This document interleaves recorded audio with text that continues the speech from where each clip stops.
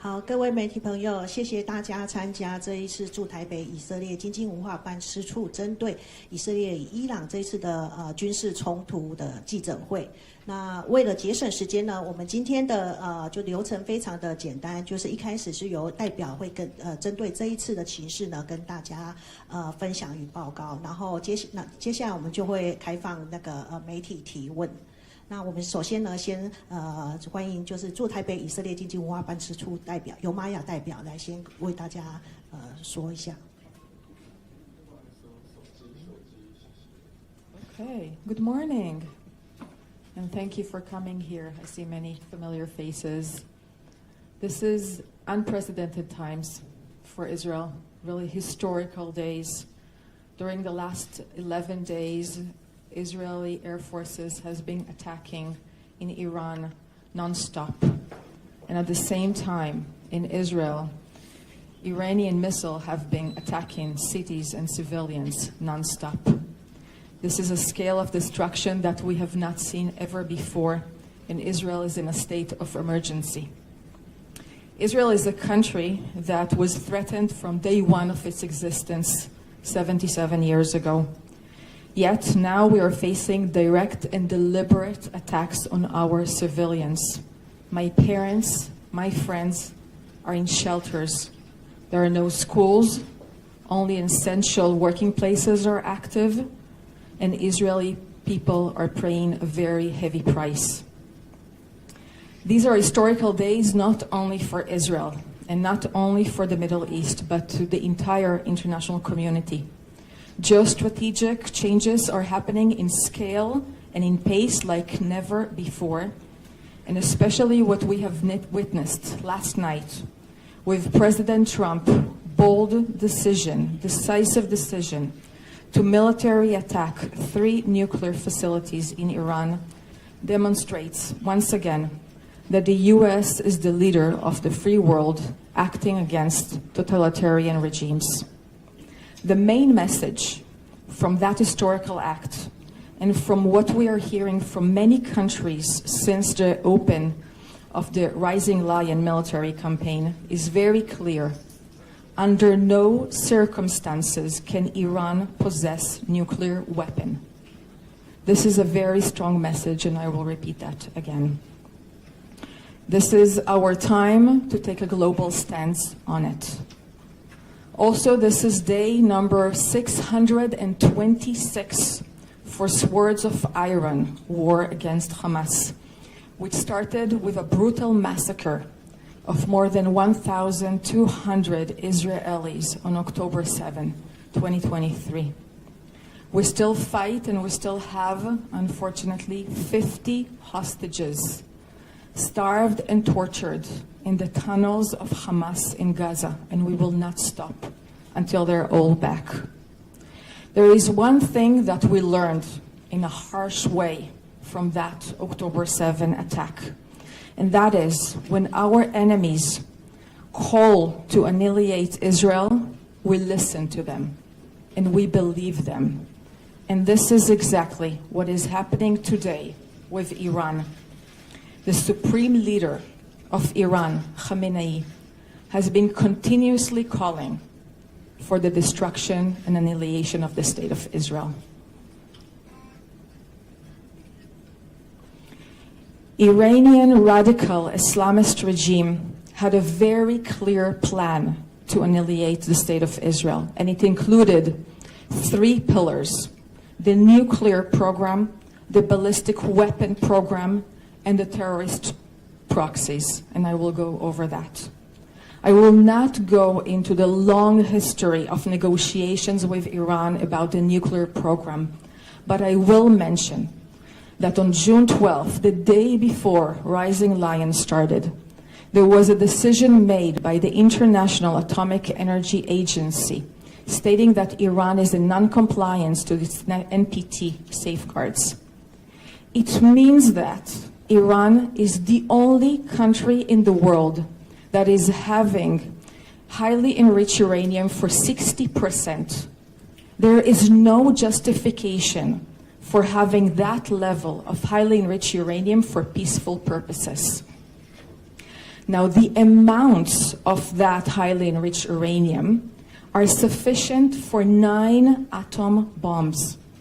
And what is most alarming is that third of that amount was reached and accelerated only during the last 3 months, which means that there was a very quick running of acceleration of enrichment. Now, what happened during the last 3 months? There were negotiations between the US and Iran, which means that in parallel to those negotiations, Iran was actually accelerating its nuclear enrichment and weaponization plans. The second part is the ballistic missile program. Iran is already having thousands of missiles, and we know because we fill them now every day. But on top of that, they had a plan to accelerate to have 10,000 missiles within 3 years until 2027. It means that they were going into massive build-up, into really drastic increase of production. Now, what we're seeing today in Israel are missiles with 200 and 500 tons of explosive. This is like, imagine bus full of explosive flying into a city center. This is what we're experiencing right now. And this is an existential threat for Israel. We are such a small country, much smaller than Taiwan. To have that type of threat with 10,000 missiles being built against us is something that no country in the world can have. The third pillar of the plan of annihilation by Iran was the terrorist proxies, and you all know their names by now: Hamas, Houthis, Hezbollah. They have been financing, training, guiding them, providing weapons. We know that the mastermind before October 7 was really Iran, and the executor was actually Hamas. Now, what Iran planned for 2027 was to activate a ring of fire around Israel, having the same model that we saw on October 7, which means ground invasion for multiple fronts in addition to missile attack. Again, this is something that is existential threat to us. So what we have seen during the last few months is something that we have not seen in the last 2 decades. And that is a very fast running forward in both nuclear and ballistic missiles. So the decision, knowing all of that, was very clear. And we had no other choice. For us, defending our country is something that we must do.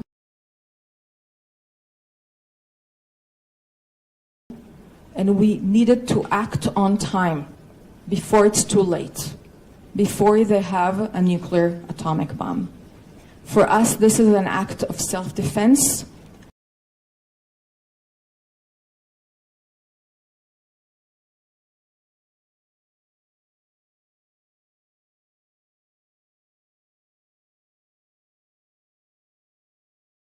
And we must do it to secure our future.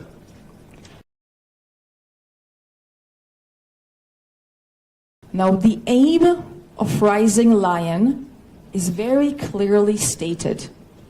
We are to neutralize the nuclear and the ballistic missile program.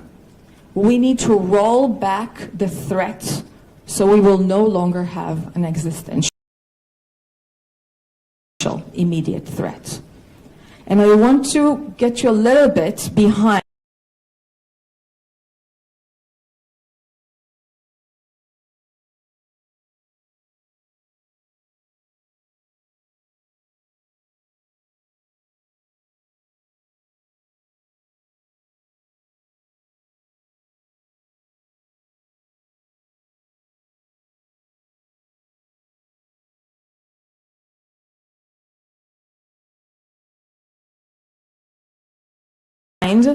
our line of thoughts when we're going into the military choosing of the targets And of that, and I can share with you later, I know it's a bit small, but perhaps you can see. This is the various stages of a nuclear process. It is not easy or simple to assess a nuclear warhead. It requires a lot of research, R&D. It requires enrichment, material, mining, weaponization, minimizing everything, storage. All of that process is a very complicated one. And what we are now doing is we are going against processes, facilities that are in all of those stages. It means military facilities. It means critical components of nuclear process, key individuals, both in the military leaders and scientific leaders, and all the infrastructure that is associated with Iran's ballistic missiles program. We are performing a very focused and strong targeted attacks, and we're doing our utmost to not harm civilians. We give announcements before, if possible. What Israel did and is continuing to do as we speak here today is very significant to delay the possibility of Iran having a nuclear bomb. But the US involvement was critically needed. And we thank President Trump for leading US military action last night and removing an immediate existential threat and making the entire world safer from nuclear weapon. The attack on Fordo was something that was needed from the US, and President Trump made a very historical decision to prevent the world's most dangerous regime from obtaining the world's most dangerous weapon. This will never be forgotten.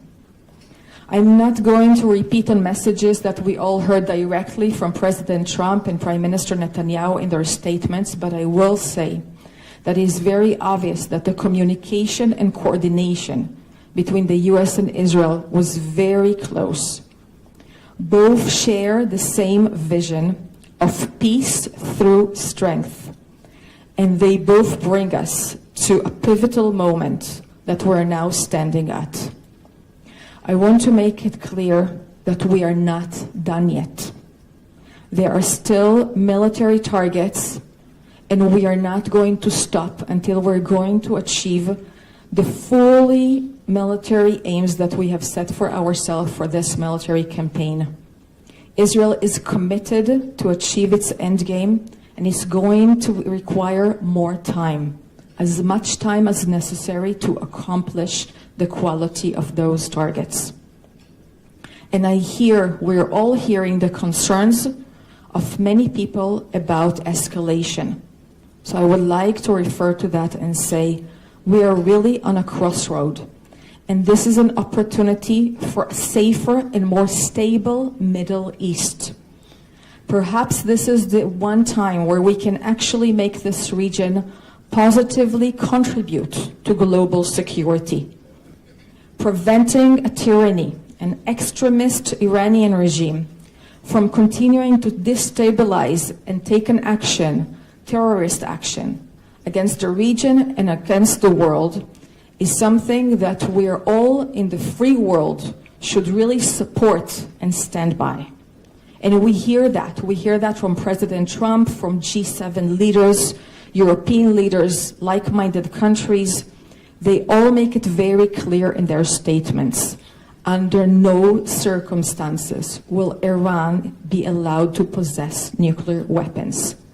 This is a shared responsibility.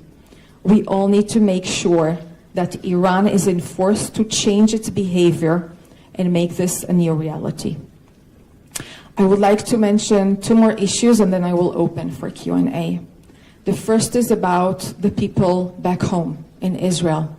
And there are 10 million people living in my country, a very small country.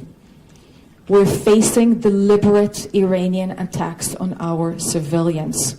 They're attacking a hospital, they attack a mosque, They attack Jewish, Christian, and Muslim communities, Israeli people, foreign people, regardless.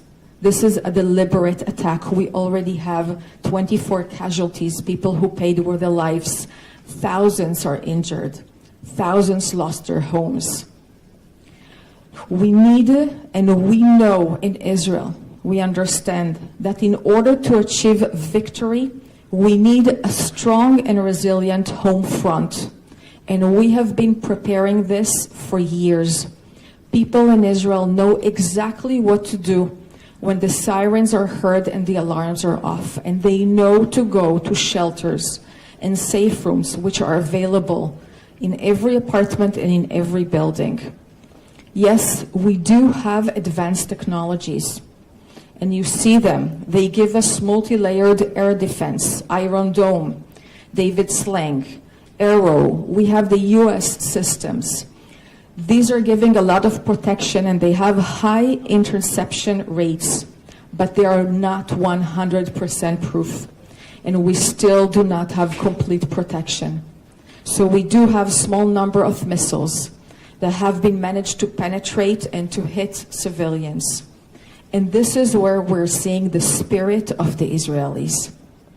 The resilience, the community, the solidarity. Israeli people do not want to be at war. If there is any doubt about it, I want to make it really clear. We are such a minority Jewish country. There are only 15 million Jews all around the world, 7.5 million Jews in Israel.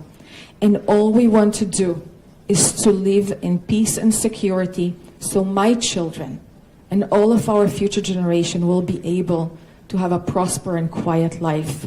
This is something that I think we and Taiwanese people are sharing together. What we do is defend ourselves. My last point for today is really about the cognitive war that we're seeing all around us, and I think that there is a very high awareness for that specifically in Taiwan.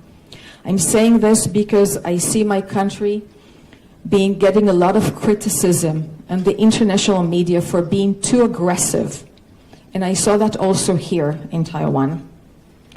This is coming, I think, from those who don't fully understand the Middle East power dynamics and culture and history. And I want to specifically say about this case of Iran, what is the alternative? We are dealing with a regime that is radical Islamism. It's a dictatorship. This is the most repressive government in the world. Everything that you know about Taiwan's way of life, about Taiwan's vibrant democracy, is not existing in Iran. No women's rights, no LGBTQI, no freedom of press, no freedom of speech. There is no democracy, there is only oppression. This is a terrorist regime that is acting against its own people. If we who belong to the free world, and we are in this community together, we must remain aware and we must be united in front of any tactics that try to distort us from this truth. There is no other alternative. We cannot have this regime have nuclear weapons. And I see these efforts to divert and manipulate our intentions in AI-generated images and videos that show my country being defeated and being aggressive. And I want to really ask you, please be cautious when you notice those. Please follow us and know that our office is here and open. We have social media, we're sharing, and we're very much available to provide the correct information. And we have a line of experts that are willing to talk and give some more information. So please, let's cooperate on that together. Thank you. I can take quick Q&A if you would like. 现在开放那个媒体提问 ，OK， 婷婷。Hi, good morning, Rep. This is Qing Liu from TVBS. So I have a couple of questions for you. Do you mind if I just ask all in one go, or should we go one by one? Okay, thank you so much. So for the first question I have for you is that I'm just curious how many Israeli citizens are currently in Taiwan, and because we have currently seen that on social media there are actually some Israelis who wish to return home actually. So just wondering whether there's any current plans about this, assisting them to get home. And the second part is that because the recent U.S. attack on Iran, are there concerns that Israeli diplomatic posts, like the one around the world, will become key targets for Iranian retaliation? So for the Taiwan side, just wondering, because you actually openly hold a press conference today, so are you concerned about that kind of level of threat currently, what you guys are actually managing on a security level, or what is your, I would say, your thoughts about that? And the last part is that, just wondering, because this press conference come at a time when there are like this various increase of tension in the Middle East. So I was just wondering, how has the headquarters at the Israeli Foreign Ministry has given, is there a guidance for having this kind of press conference today? Because we know that many of these embassies around the world, Israeli embassies around the world, are actually closed. But you actually opened a press conference today, so I'm just wondering, was there a guidance or a note from the HQ about, what kind of message this press conference wants to show to the world? Thank you. Thanks.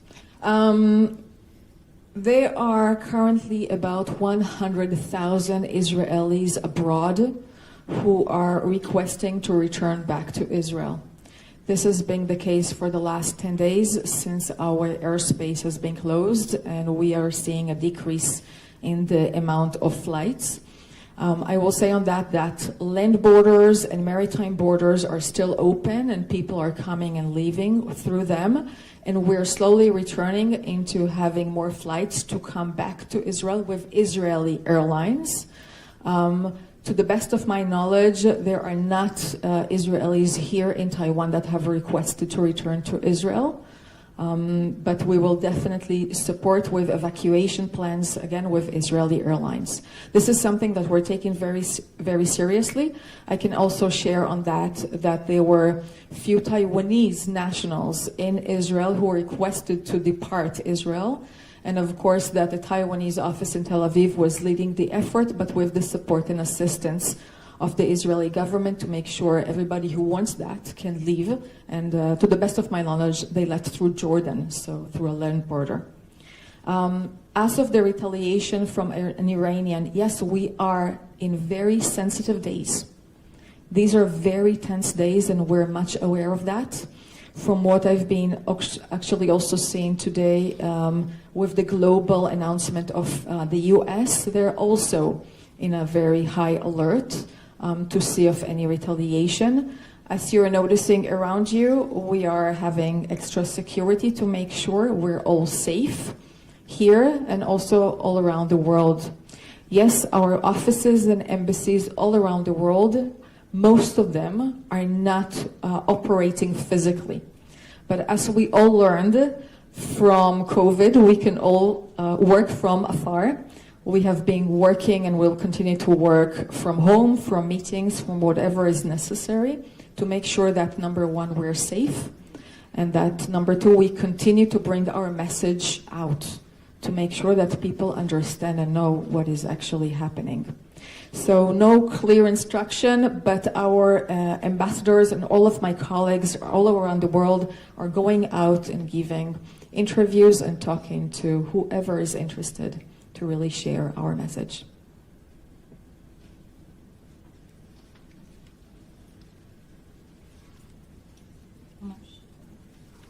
Wenyi Lee with the Reuters. So I have a question on, are there any lessons in social resilience Taiwan can learn from Israel, especially on how to protect its civilian population from missile attacks? And do you see is Taiwan as well prepared as Israel to protect its civilian population from air attack? The second one is, do you see whether Taiwan is as well prepared as Israel to protect its civilian population from air attack? Okay, thank you. I think, first of all, it is really too early to have many lessons. We're really still in active warfare, and there is what we call the fog of war, that we still don't know everything all the way. But really the lessons about how to defend your people and how to make sure that civilians are protected is something we have been doing for many years with shelters and safe rooms inside of apartments. I will maybe try to equivalent that to the earthquake awareness and preparation that there is here in Taiwan. People have alerts. We receive the alerts on our phones. People know exactly what they're supposed to do when there is an earthquake, and they act accordingly. This is done from schools, from children. They're being educated to that, and you have very good standard for building to make sure that they will not collapse and that they will stand. So the same standard has been in Israel for more than 30 years now about safe rooms.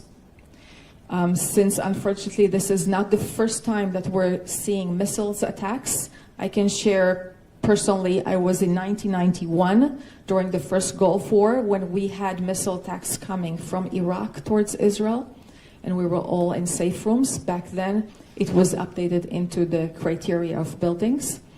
I think that we always have what to learn, and we always have how to improve and how to bring awareness for the people to make sure that they are, after 11 days, they continue to keep the same standards and they go to the shelter, although it's happening 3 times at night and they're not sleeping and they're tired of that. Perhaps one more thing that we can see lessons is how Israel is being assisting to foreign nationals in Israel during emergency. This is something very important for many countries. We see that. Each country is really caring and worried about their own nationals. And we are taking that very closely into heart and facilitating as much as possible, including information and physical assistance. Perhaps this is something that we can also share. As for Taiwan, I see that there is a lot of awareness, willingness, and actual work. During my last 2 years here, I've been noticing many drills that have been going on, and I think that there is a concentrated effort to improve on preparation. Yeah.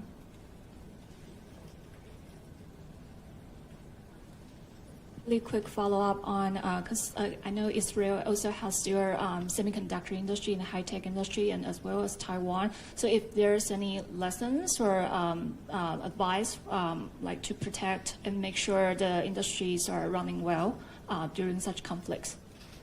Okay.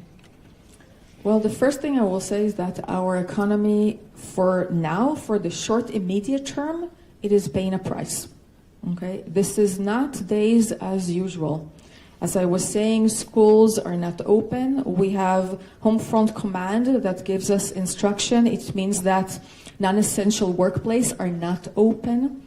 And if I will, for example, refer to my headquarters, only part of the people will physically come and the majority will work far from home.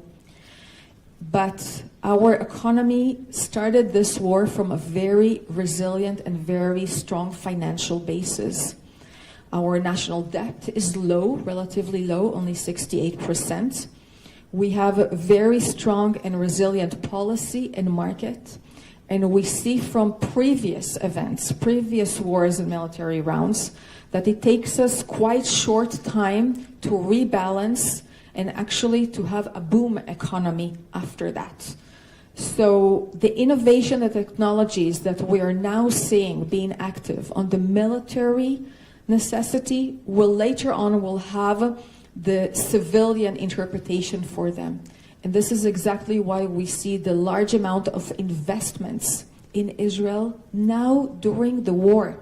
The first quarter of this year, 2025, was the highest in foreign investments that we had. This is a show of really strong support and belief in the Israeli system. Maybe this is to say, come and invest in Israel. But I also want to say, I was talking about this pivotal historical moment we're standing at, of really all opportunities in the Middle East can change. And when we're looking on that, we're actually looking also on trade relations with our newly neighbors. Because we're really hoping for trade relations, not only with Asia, with Taiwan, with Europe, with the United States, but also in our region. Trade, communication, tourism, innovation, if we will have that in the Middle East, then peace and stability will bring prosperity also. And this is really in our reach. So I think that that optimism is something that, even if there are short-term prices, for the medium term, long term, they're all worth it. 好，那我们还有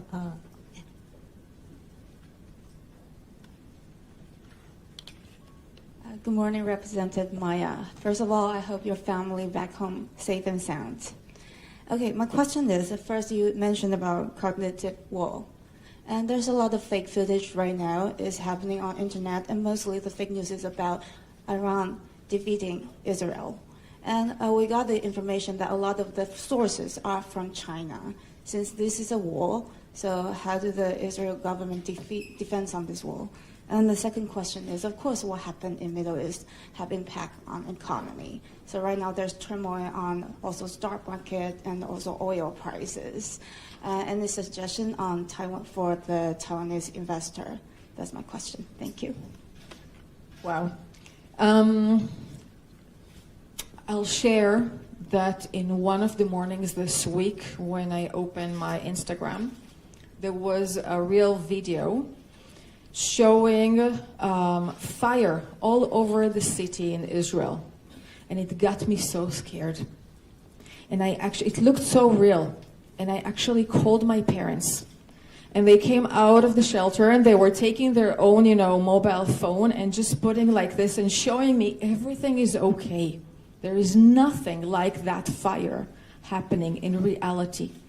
And I think that was the moment when it dropped me, how severe this cognitive war is becoming with AI-generated images and videos. We do not know what is true and what is not.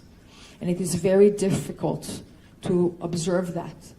Yes, you are correct that there are new narratives that are coming from certain countries. We are following that.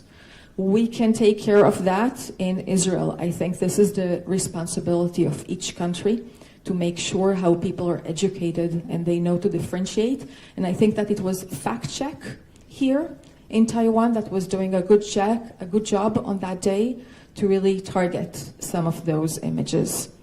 Perhaps it's an opportunity to say some more things about China, because their posture in the Middle East is something that we are seeing, of course. I think that they keep relations with many players in the region. They have economic and trade interests. Of course, that stability is the most important for them. And we, of course, notice that they have very close relations with Iran. They have comprehensive and strategic partnership, which means that they import oil from Iran in very cheap prices. And therefore, we are evaluating that they have an influence on Iran, which is very valuable at these times. So although we are not seeing eye to eye on everything, we really think that it is extremely important to keep on talking. Only last week, we had a phone call between my foreign minister and Wang Yi, China's foreign minister.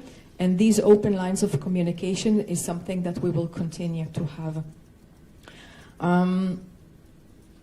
About the oil prices, or I'm not an expert. I can share with you that the stock market in Israel is skyrocketing. It is very high and doing very good.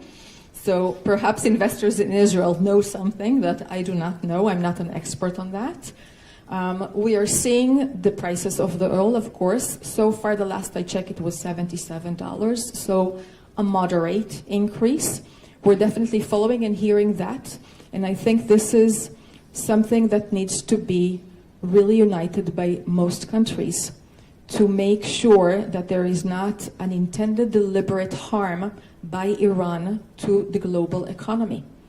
I think this is something that will damage all of us, and we need to make sure that it's not going to happen.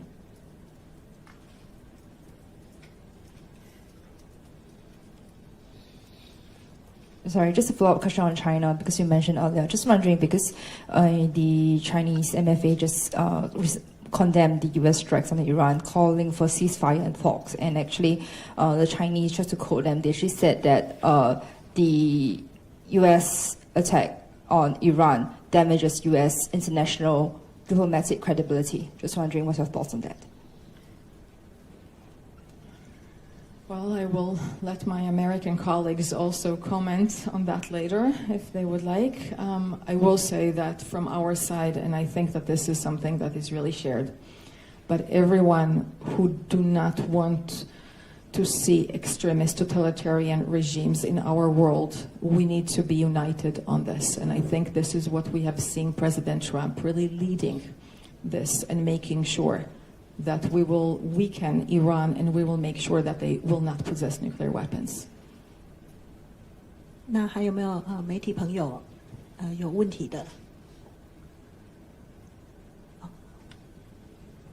Hi, just to follow up on, so Israel has a formidable, really powerful and time-and-so capability with its Iron Dome, and then and other systems. So have Taiwan, just wondering, have Taiwanese officials asked you about this system and this technology, and is this something that, some kind of technology that Israel could share with Taiwan? We have been having closed doors talks with Taiwan on everything that we see of mutual interest. 还有媒体朋友吗？有吗？那OK， Just to thank you again for coming and for being interested in what is happening on the other side of the world. I must take again this opportunity and mention that we are still having another fight still ongoing against Hamas with 50 hostages being held. Only yesterday we retrieved 3 bodies of hostages from there, coming from intelligence efforts. So we are hoping for their return, and please know that our office is here and always available if you have any more questions or requests. Thanks. 那我们今天的记者会就到现在结束，谢谢大家。